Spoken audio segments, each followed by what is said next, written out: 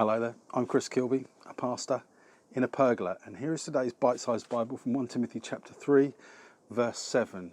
Here, Paul is writing to his son in the faith, Timothy, and he's outlining a few leadership essentials. So let's see what he says in verse 7. He says this: a leader must also have a good reputation with outsiders, so that he'll not fall into disgrace and into the devil's trap.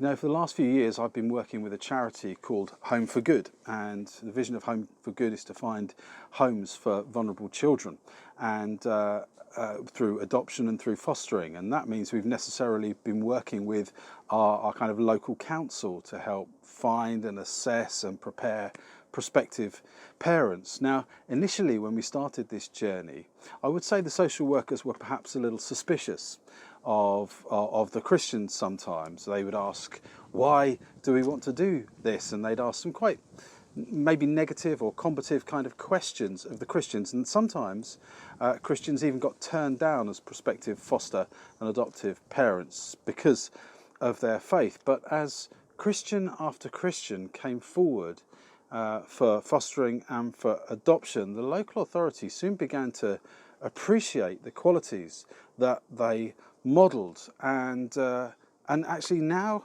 they are amongst the most successful foster and adoptive parents that the council has. So we're now in the position where the council actively approach us to try and find homes for vulnerable children, because they see the Christians as perhaps the best, the most reliable, and with the best network of support around them. I even had a top social worker in my office recently who apologised to me for the attitude that they showed towards the Christians. And I thought to myself, well, what's changed? How did this arrive at this situation? And all I can say is this: it was the reputation of the Christians changed. People viewed them differently because of how they were. Because of our lives and because of our example, people began to think more highly of us. Now, here's the question, and here's a bit of the challenge, really.